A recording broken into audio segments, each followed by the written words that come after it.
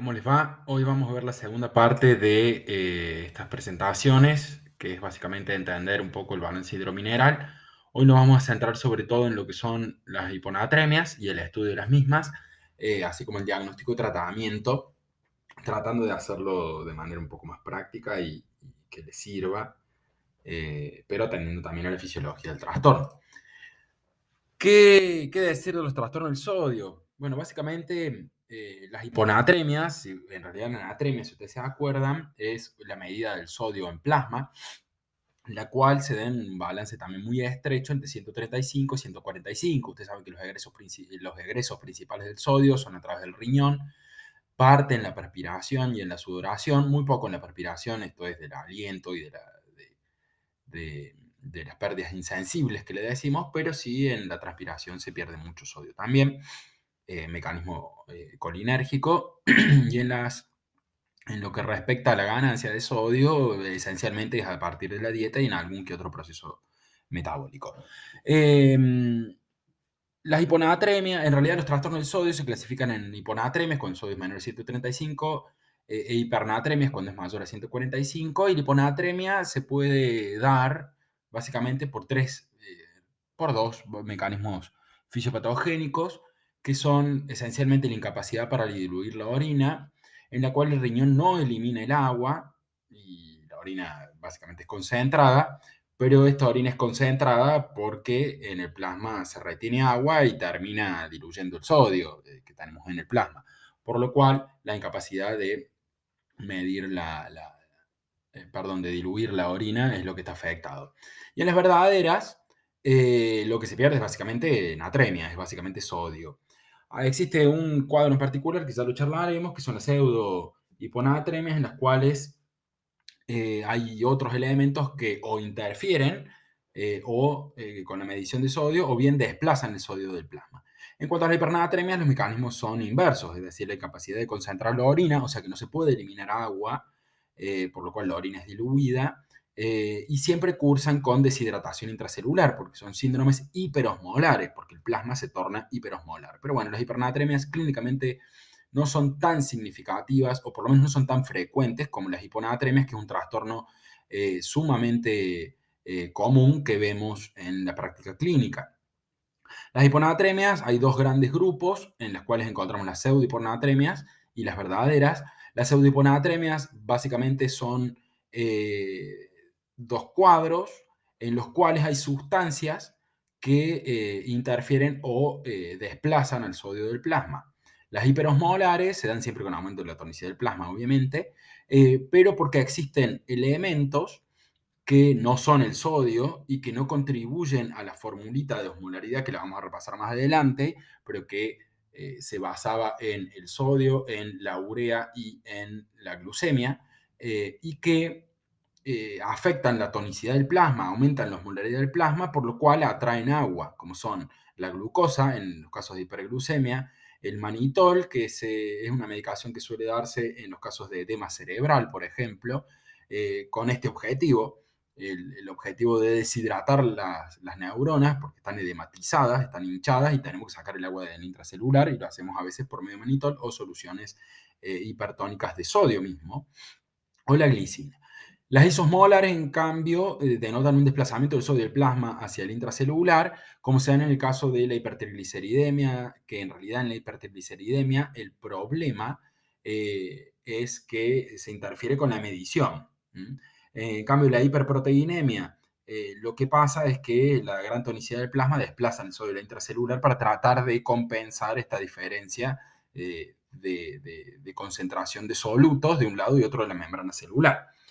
En el síndrome post-RTU, RTU significa resección transuretral, en las cuales por medio de una endoscopía que se hace a través de la uretra, se accede a la vejiga, a veces quizás más alto, pero se accede a la vejiga y a veces se extirpan algunos tumores.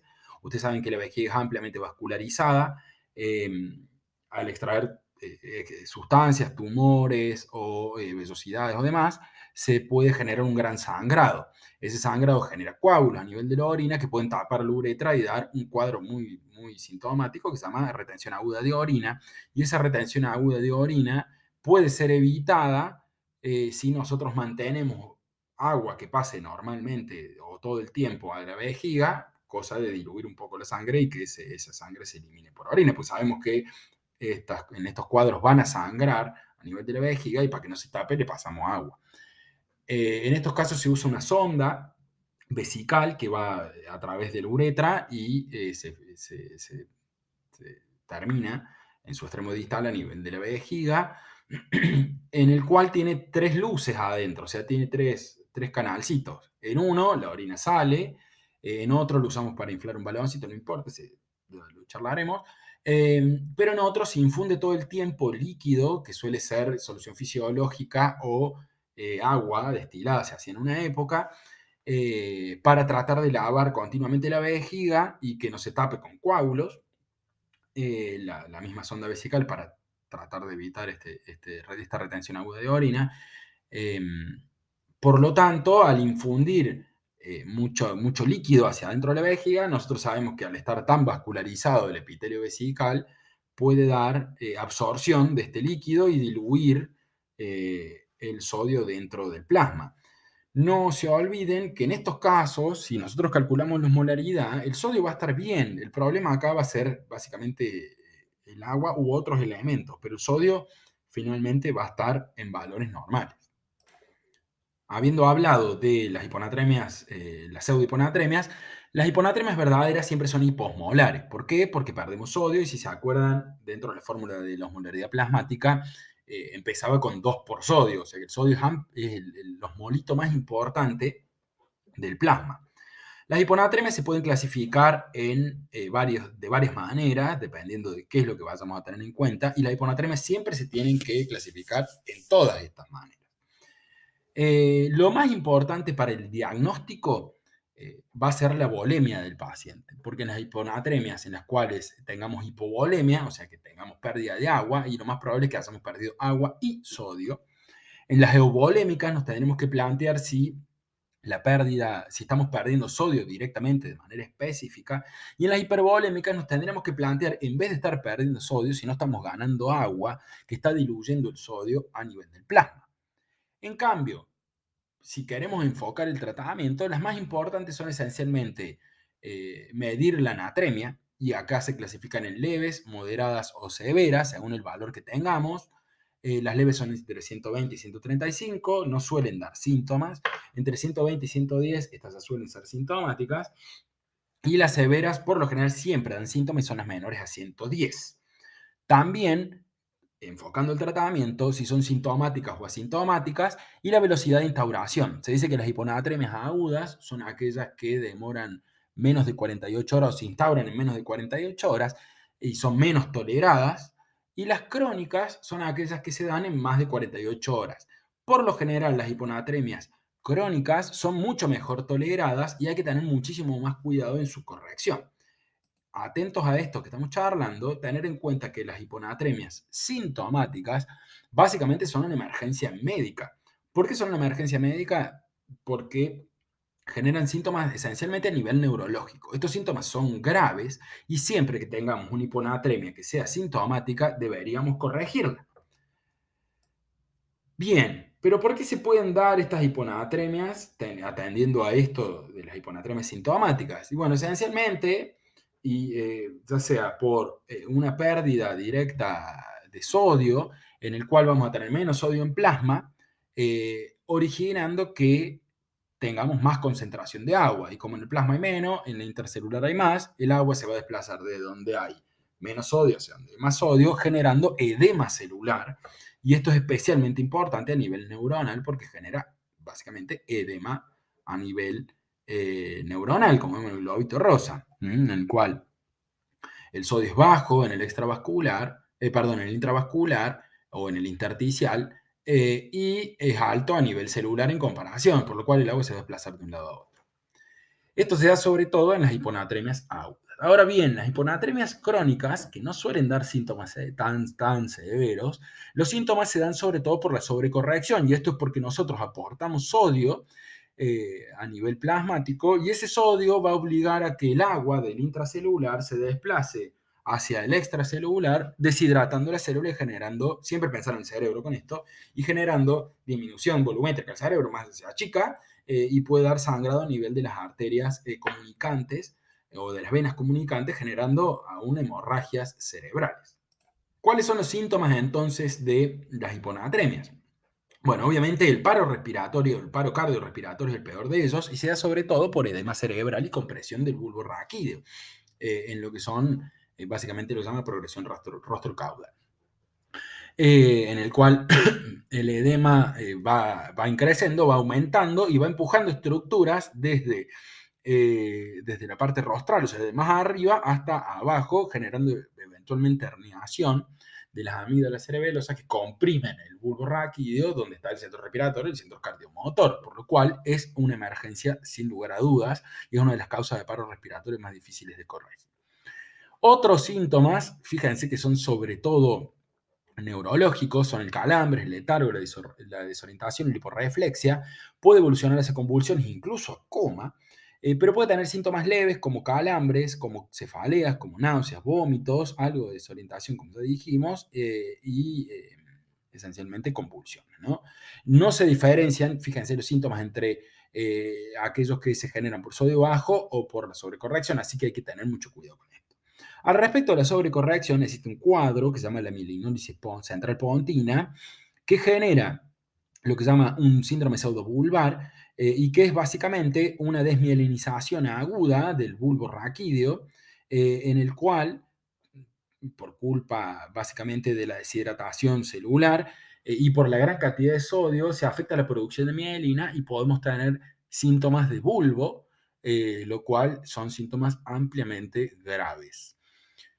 En cuanto a los tipos de hiponatremia, en cuanto a su fisiopatogenia, vamos a tener aquellas en las cuales vamos a tener una pérdida principal de sodio, siempre hablando de las hiponatremias verdaderas, en las cuales esta pérdida de sodio pueden ser por cualquier lado, ya sean en la sudoración excesiva o bien en las quemaduras en las cuales se pierde sodio y agua también, pérdidas gastrointestinales, en especial en lo que es el vómito o el drenaje por sonda y en todas aquellas cuestiones que eliminen contenido gástrico, porque recuerden que el ácido gástrico va acompañado de cloro y de protones, ¿no? El jugo digestivo, el jugo gástrico.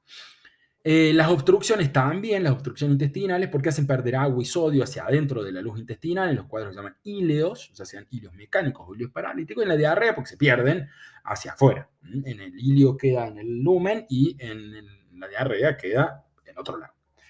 En cuanto a las pérdidas renales, el uso de diuréticos es la principal causa de esto, porque se pierde sodio y agua, en especial las tiacidas, porque es el objetivo que tienen estos diuréticos tiacídicos, evitar la reabsorción de sodio y de agua. O bien las diuresis osmóticas, porque se pierde sodio, se pierde agua y también va acompañado de sodio en el síndrome de Addison y en algunas nefropatías perdedoras de sal específicas, en las cuales perdemos sodio adrede. En cuanto al incremento de agua, puede pasar que tengamos múltiples cuadros, como por ejemplo la polidipsia primaria o psicógena, lo que se conocía en un momento como potomanía de agua, en el cual consumimos tanta agua, ya sea por un trastorno a nivel psiquiátrico o un trastorno a nivel neurológico puro, como en algunos accidentes cerebrovasculares o en trastornos a nivel cerebral, en los cuales consumimos agua y básicamente nos diluimos porque no lo podemos eliminar por orina debido al umbral del agua de la orina. También puede pasar porque disminuimos el ingreso de solutos, como pasa en la potomanía de cerveza, en la cual básicamente no ingerimos sodio y sí ingerimos agua, que en vez de ser agua es cerveza. Ojo con esto. La liberación de ADH de múltiples puntos de vista, en lo que se llama síndrome inadecuado también de antidiurética, en las cuales también, nada, no lo vamos a ver en esto, lo vamos a mencionar solamente. Pero tener en cuenta que el síndrome inadecuado de ADH, el síndrome de secreción inadecuada de ADH, SIAD o, ¿cómo es que le dicen? Déjame salir. La liberación de ADH es tan aumentada que vamos a retener agua y vamos a terminar diluyendo el intravascular. En insuficiencia suprarrenal, debido al déficit de cortisol, ya que también terminamos secretando más antidiurética, en el hipotiroidismo también pasa algo similar porque tendemos a retener agua, y en la insuficiencia renal crónica porque básicamente no la podemos eliminar. Y por último punto, el aumento de sodio y agua del extracelular es lo que se denomina hiponatremias dilucionales, en las cuales, si bien tenemos una disminución de la volemia arterial, o sea que tenemos menos intravascular, tenemos también pérdida de sodio hacia el intersticial, como pasa en la insuficiencia cardíaca, en la cirrosis y en el síndrome nefrótico. En cuanto al síndrome de secreción inadecuada de hormona antidiurética, o SIHAT, ahí estaba el otro nombre, no me salía, se da por un exceso en producción del ADH, que, bueno, obviamente va a retener agua y genera dos mecanismos fisiopatogénicos de la hiponatremia. Uno es la dilución, porque sabemos que al no eliminar agua lo retenemos en plasma y diluimos todo lo que tenemos, incluso el sodio. O bien, porque al tratar de eliminar el agua en exceso, siempre y cuando hablemos de un mecanismo renal eh, conservado, o sea, en pacientes que no tengan insuficiencia renal, al tratar de eliminar el agua, vamos a también tratar de eliminar algo de sodio, eh, que va a estar más o menos impedido por la gran cantidad de hormona antidiurética. Fíjense todas las causas que hay de CADH o de CIHAT.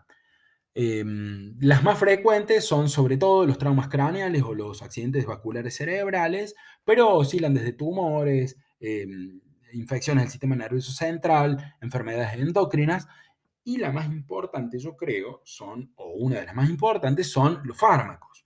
Estos son los fármacos descriptos hasta el momento que pueden generar que pueden generar hiponatremia, o, perdón, síndrome de secreción inadecuada de antidiurética. Hay muchos más, pero estos son los oficiales, digamos, esto sacado de la página del Gobierno Nacional. Ahora bien, tenemos un paciente con hiponatremia o con sospecha de hiponatremia. ¿Cuáles van a ser los pasos fundamentales en la evaluación de este paciente? Con un sodio menor a 135, hay 3 puntos que vamos a tener en cuenta para todas las hiponatremias, que nos van a ayudar a clasificarlo en cuanto a su fisiopatogenia, que es extremadamente importante para evaluar el tratamiento. En cuanto a los puntos, el primero siempre va a ser la clínica, dijo Aforimo en la Clínica Soberana. En segundo punto, un análisis de sangre básico. Y en tercer punto, una orina aislada. Esta orina aislada no hace falta que sea de 24, 12, 48, 128 horas, sino con una muestrita no estéril es suficiente. ¿Cuál es la clínica de las hiponatremias? Bien, la clínica esencialmente nos vamos a tener que parar en 3 puntos. Este paciente que tenemos al frente, que tiene síntomas de hiponatremia, tenemos sospecha de hiponatremia, o bien la tenemos confirmada, tenemos un sodio menos de 135 en un laboratorio de rutina. Este paciente tiene signos de deshidratación, tiene signos de sobrecarga o no tiene ningún signo de deshidratación o de sobrecarga. Es decir, este paciente está deshidratado, o es hipovolémico, es hipervolémico o es euvolémico.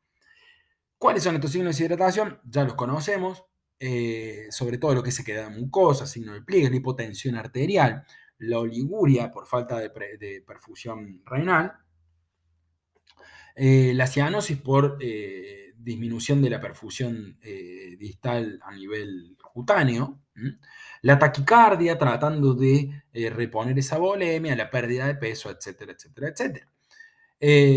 Si tenemos signos de sobrecarga, básicamente vamos a buscar edemas, o bien si tiene edema a nivel pulmonar, con disnea, hipoxemia, o bien si es un paciente en anasarca. Recuerden que en anasarca es el máximo grado de edema generalizado. Y por último punto, si este paciente está euvolémico, no tiene ninguno de estos síntomas. Bueno, esto nos va a orientar un poco a cuáles son los mecanismos fisiopatogénicos, ya sea por pérdida, en caso de deshidratación, y ahí pensar si es renal, si es digestiva o si es de otro punto. En caso de sobrecarga, pensar en una hiponatremia dilucional, ahí vamos a buscar esencialmente el hígado y el corazón, y si es euvolémica, y ahí ya medio que se nos complica, pero vamos a valernos de muchos métodos complementarios al respecto, que no son tantos tampoco. El primer método complementario es un análisis básico de sangre, ya sea por una punción arterial o una punción venosa. Lo que vamos a tener que pedir en este análisis de sangre van a ser tres cosas básicas: un ionograma, una urea y una creatinina, si se quiere, sobre todo la creatinina para evaluar la función renal, y también a veces se describe el sacar o el calcular lo que se llama fracción excretada de sodio.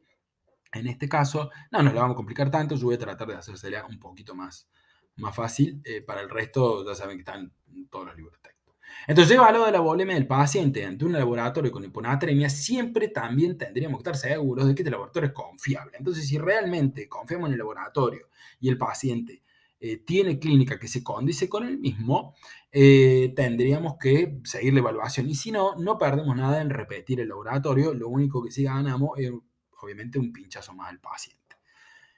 En cuanto a estos análisis de sangre, también podríamos descartar pseudohiponatremias al agregar estas otras cuestiones como son la glucemia, que eso también lo podremos hacer por un hemoglucotest, una punción en el dedo, y otras sustancias, esencialmente lo que son triglicéridos. También tener en cuenta que si este paciente está cursando en terapia intensiva o en algún lugar, en una unidad cerrada, que le decimos nosotros, algún cuadro que se condiga con edema cerebral, descartar que no haya recibido, por ejemplo, manitol o cloruro de sodio hipertónico, lo cual sería muy raro ver hiponatremia, veríamos más hiper. Si no nos alcanza con lo anterior, nos alcanza con haber evaluado desde el punto de vista clínico y con un laboratorio básico la posible fisiopatogenia de este paciente, de la hiponatremia de este paciente. Estaremos autorizados a calcular la osmolaridad plasmática, que recordemos que la osmolaridad plasmática se calculaba con 2 por el sodio más la glucosa sobre 18 más la urea sobre 2,8. De esa manera podremos calcular o podremos estimar si esta hiponatremia es verdadera o pseudohiponatremia. Recordemos que las hiponatremias verdaderas siempre, siempre, siempre van a cursar con hipoosmolaridad, porque se pierde sodio, entonces se pierde solutos. Una vez visualizada la clínica, evaluado un primer laboratorio de sangre, ¿no? Un análisis de sangre en el cual vimos el ionograma, ya vimos que tenemos hiponatremia, ahí la clasificaremos en leve, moderado, severa. Calculamos la osmolaridad porque también le pedimos glucemia y urea, ya sabemos que la hiponatremia ya puede ser hiposmolar, isosmolar o isosmolar. El tercer paso sería pedir una orina aislada. En esta orina aislada podríamos calcular o podremos solicitar, perdón, un ionograma, también la urea y la creatinina. La urea y la creatinina nos va a servir esencialmente para son las fracciones excretadas de sodio y de urea. No nos vamos a meter en eso en este momento porque no le veo mucho gollete. Es mucho más fácil pedir un ionograma, tener en cuenta que el sodio urinario puede ser de 10 a 20 milimoles por litro, y esto nos va a afirmar o nos va a demostrar la capacidad que tiene el riñón para retener sodio o bien para eliminar agua. Porque un sodio menor a 10, el valor normal dijimos que de 10 a 20, menos de 10 tendríamos que pensar o que ese sodio, en contexto siempre de un hiponatremia, no perdamos el norte. Si tenemos menos 135 y estamos eliminando poco sodio por orina, puede ser porque esa orina está diluida, o sea, estamos eliminando mucha agua y eso hace bajar la cantidad de sodio en la orina. Ahí estaremos hablando de hiponatremias dilucionales, o porque el sodio no lo estamos orinando, porque lo estamos perdiendo por otro lado. Y esas son las pérdidas extrarrenales. Y ahí nos pararíamos en otro punto. Ahora bien, si el sodio es más de 20 o está conservado en orina, ahí tendremos que pensar en que si es mucho más de 20, que el riñón está perdiendo activamente sodio. O bien, ya sea por muchas causas, o bien porque tenemos insuficiencia renal, o porque tenemos una secreción inadecuada de antidiurética que está reteniendo mucha agua y está concentrando la orina, aumentando la cantidad de sodio porque básicamente lo diluimos en la orina, pero en el plasma nos concentra. Ya tenemos entonces el sodio urinario, perdón, ya tenemos entonces evaluada la volemia del paciente, vemos si está deshidratado, si no tiene signos ni de deshidratación ni de sobrecarga, o bien si tiene signos de sobrecarga, ya habíamos detectado la hiponatremia y ahora también detectamos el sodio urinario. Entonces, ante pacientes que tengan signos y síntomas de deshidratación eh, y un sodio urinario mayor a 20, y tendremos que pensar que ese riñón está perdiendo activamente sodio. ¿Qué pensar en esas causas? La tiacida, el uso de tiacidas, de diuréticos tiacídicos, la enfermedad de Addison o bien la nefropatía de perdedores de sal. No olvidar lo que son las diuresis osmóticas.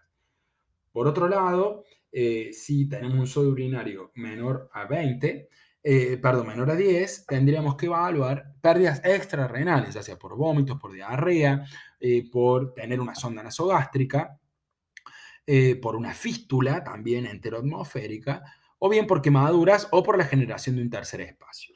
En estos casos, el objetivo del tratamiento va a ser la reposición de sodio.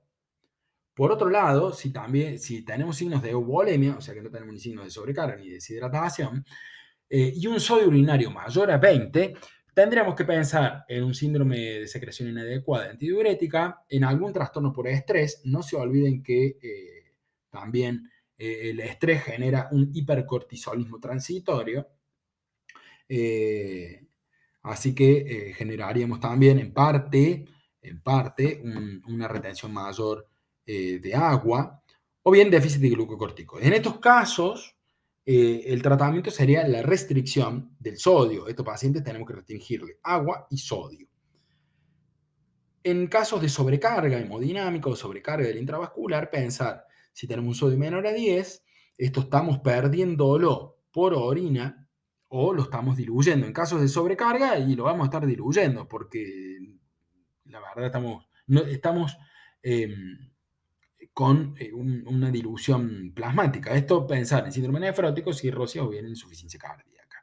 Y en caso de sodio urinario mayor a 20, pensar obviamente en insuficiencia renal. En estos casos, el tratamiento básico va a estar apuntado a la reposición, si son sintomáticas, y al uso de diuréticos para eliminar la sobrecarga de agua. Entonces, ya dijimos que el tratamiento va a depender básicamente de la etiología. Si un paciente tiene signos de deshidratación, el objetivo del tratamiento va a ser la hidratación y la reposición de la volemia. Si un paciente tiene signos de sobrecarga o si sabemos que son dilucionales, el tratamiento va a ser diurético, porque vamos a tener que tratar de eliminar el exceso de agua que tenemos en el plasma. Y si sospechamos un síndrome de secreción inadecuada de antidiurética, entre otras causas, tendríamos que restringir tanto agua como sal. Tener en cuenta entonces que si este paciente tiene indicación de reposición de sodio, es porque este paciente tiene una hiponatremia severa o tiene una hiponatremia sintomática con síntomas graves que ponen en riesgo la vida. En cualquiera de estos casos, tendríamos que apuntar a reponer sodio porque tenemos que resolverle el problema del agudo. Hay 3 puntos fundamentales en esto. El primero es cuidar la vida. ¿Qué significa cuidar la vida? Este paciente sabemos que hay que reponerlo, así que ya tenemos claro que lo vamos a reponer. ¿Qué cálculo podemos hacer para reponer esto? El cálculo que se hace es el sodio deseado menos el sodio medido. El sodio medido es el que sacamos en plasma del laboratorio, y el sodio deseado nunca tendría que superar los 140. Y eso lo multiplicamos por el agua corporal total, que si se acuerdan, el agua corporal total es 0,6 por kilo de peso del paciente o 0,55 en las mujeres por peso de la paciente. Ahí vamos a sacar qué cantidad de sodio tendríamos que reponer. Eso viene en ampollas de cloruro de sodio del 20% y podemos generar que se reponen en infusión continua. Esto no se hace nunca en bolo, porque al hacer en bolo no solamente vamos a romper la vena donde estamos poniéndolo, porque es tan hiperosmolar que se va a deshidratar absolutamente todo tejido alrededor y vamos a terminar rompiendo el endotelio. Lo que se hace es en infusión continua y suele ser de manera diluida. O sea, las ampollitas tenemos que calcular cuánto sodio tenemos. Recuérdense que esto es el 20%, por lo general como vienen las ampollas, que vienen de 5 a 10 mililitros, depende cuál marca, y esto se suele diluir también en solución fisiológica, que también tiene 0,9%, y eso se repone en infusión continua. Esto es un poco más complicado, hay que sentarse a calcularlo, pero siempre atendiendo a que el cloruro de sodio, donde vamos a diluir esto, tiene 0,9%, y las ampollas vienen al 20%, y así podemos generar soluciones al 3, al 7 o al 20% de cloruro de sodio. No se las voy a complicar porque esto es sentarse a calcularlo, y eventualmente en algún práctico podemos hacerlo. El sodio deseado siempre va a tener que ser un sodio normal, por lo general se usa como consenso más o menos unos 140, pero hay que tener mucho cuidado al reponerlo también, porque al reponerlo podemos dar síntomas severos por reposición. ¿Se acuerdan que hablamos de la mielinosis central pontina? Ya vamos les voy a mostrar un par de imágenes, pero son básicamente cuadros neurológicos muy severos. Esto se repone por lo general a un ritmo muy cuidado, porque el segundo punto, ya cuidamos la vida, porque sabemos que hay que reponerlo, el segundo punto es cuidar el cerebro. Al cuidar el cerebro, ¿de qué hablamos? Evitar sobrecorrecciones severas. El máximo que tendremos que corregir en 24 horas es de 10 a 12 mil equivalentes. Es decir, que si bien nosotros tenemos un sodio deseado que son 140 y tenemos 110 de sodio, nunca tendríamos que reponer más de 120, porque podemos generar estos síntomas graves que se los estoy contando. 24 horas al máximo, 12.000 equivalentes por día, pero nunca más, de 8.000 equivalentes al día. O sea, el 12.000 equivalentes es porque a veces los pacientes corrigen solos y corrigen de manera súbita. Entonces, por eso también es tan importante tener en cuenta la fisiopatogenia de la enfermedad. En caso que tengamos que reponerlo, cuiden mucho esto, porque podemos hacer mucho daño. Y a veces es mejor no tocar mucho y siempre, si los pacientes no dan tiempo, consultar a alguien que sepa un poco más. Nunca tengan miedo en consultar a un experto. Entonces, para cuidar el cerebro, 10 a 12.000 equivalentes en 24 horas máximo, mejor si corregimos solamente 8.000 equivalentes en 24 horas. A este paciente, una vez que le calculamos cuánto le tenemos que reponer, se lo empezamos a infundir y a las 4 horas le pedimos un ionograma. Si ese ionograma corrigió lo que quería, stop. No sumamos más. Si ya corrigió 8.000 equivalentes, hemos sobrecorregido o hemos corregido muy rápido. Así que, stop. Paramos la bomba, pedimos en 4 horas un nuevo ionograma y reevaluamos la situación. En caso que no lleguemos, tendríamos que volver a hacer los cálculos, porque esto se hace con el laboratorio del momento. Entonces tendríamos que hacer de vuelta los cálculos con sodio deseado menos sodio medido por el agua corporal total para volver a ver a cuánta velocidad tendríamos que infundir ese sodio. Esto es un mecanismo rematadamente complejo y se hace en pacientes internados. Un paciente con síntomas de hiponatremia se tiene que internar, y especialmente en una unidad cerrada, una unidad de cuidados intermedios, terapia intensiva, etc. Y tengan en cuenta esto, ionogramas seriados, y cada 4 horas que se lo pedimos, 2, 4, 6 horas, tendríamos que parar, volver a calcular todo y reiniciar el tratamiento, siempre y cuando tenga objetivo de reponer el sodio. Como tercer punto, tener en cuenta de corregir la clínica cuando la clínica es severa. Ya dijimos que lo primero que tendremos que hacer es cuidar la vida, ya sabemos que lo tenemos que reponer, pero también tenemos que cuidar el cerebro, así que lo tenemos que reponer a un ritmo determinado, tranqui, bajito. Y como último punto, tendríamos que corregir la clínica. La clínica, por lo general, con los otros 2 puntos, se mejora. Y la mejoría suele ser rápida. No hace falta grandes cambios en sodio para mejorarlos. Los pacientes con pequeños cambios y con pequeñas mejorías ya ya vemos una notoria mejoría, valga la redundancia, a nivel de la clínica. ¿Y qué es esto de la mielinólisis central pontina como último punto y ya para terminar? La mielinólisis es una desmineralización aguda y severa de la sustancia blanca de la protuberancia, que es básicamente por donde pasan todo nuestro cable, sobre todo el sistema autonómico. Esto se da debido a cambios bruscos de la osmolaridad y es básicamente desmineralización aguda por cambios osmolares. Los síntomas que da son una encefalopatía. A ver, en contexto de un paciente que estamos corrigiendo el sodio, si este paciente empieza con encefalopatía, con confusión, con excitación psicomotriz, o bien con depresión del sensorio, con bradilalia y con desorientación, excluyendo otras causas, podríamos atribuírselo a esto. Estos pacientes por lo general también generan ataxias, algunos movimientos anormales, generando tanto movimiento anormal que a veces hasta damos rhabdomiólisis, destrucción muscular, con liberación de CPK, de CPK a nivel de la sangre. Acuérdense que el CPK es una enzima que está a nivel muscular, de músculo estriado. Y por las convulsiones, por los movimientos anormales o por la ataxia severa que tienen, acuérdense que involuntaria, podemos tener altos valores de CPK en plasma. Entonces, una de las formas de diagnosticarlo no solamente es la clínica, que es la clínica, sino el aumento de CPK y una resonancia magnética como la que están viendo ahí. Si se fijan a nivel del bulbo, hay un cambio en la intensidad de señal que no se parece al resto de la sustancia gris que tenemos, perdón, de la sustancia blanca que tenemos en el resto de la resonancia. Hay una diferencia clara a nivel de la protuberancia que está ahí donde tienen los lentecitos.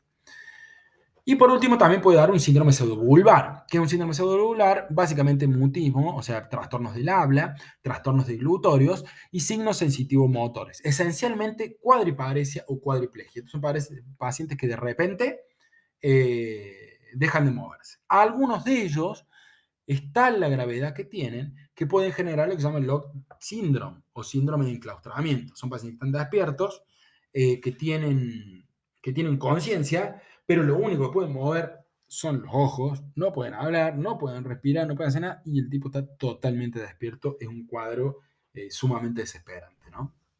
Así que bueno, recuerden entonces, cuando hablemos de hiponatremias, definir la fisiopatogenia, porque eso nos va a orientar en la causa clínica. Una vez que veamos la volemia y analicemos tanto la osmolaridad como la orina, podemos definir esto y ahí nos va a dar una pauta de si tenemos que corregir el sodio, tenemos que sacar agua o tenemos que restringir tanto el ingreso de sodio y de agua para evitar también la secreción, por ejemplo, de más hormona antidiurética. Y a la hora de tener una hiponatremia confirmada por el laboratorio, que estamos seguros, que lo repetimos, que el paciente no tiene hipertrigliceriemia, no se le dio manitol, no está cursando un cuadro hiperglucémico, tendríamos que reponerlo siempre y cuando esto sea sintomático o sea severo. Una vez que establecemos que es sintomático o es severo, tendríamos que reponer sodio. El sodio, recuerden siempre tratando de corregir a menos de 8.000 equivalentes por día, máximo a menos de 12.000 equivalentes al día, con laboratorios heredos cada 4 horas, recalculando en cada uno de esos laboratorios a cuánto más tendríamos que poner las infusiones. Para tratar de evitar esencialmente la mielinosis central pontín. Recuerden estos 3 puntos que son cuidar la vida, cuidar el cerebro y corregir la clínica. Estas son algunas fórmulas útiles que les dejo acá para print de pantalla. No son muchas, la verdad que no hay mucho que calcular, si queremos hacerlo de una manera práctica. Hay mucho más para profundizar en este tema, tienen la bibliografía para eso, pero yo creo que con esto tenemos una visualización mucho más certera y práctica de lo que son las hiponatremias, un tema tan cuco en la medicina interna. Bueno, muchísimas gracias por su atención. Finalizamos acá. Espero les haya servido. Ante cualquier duda, ya saben, a su disposición.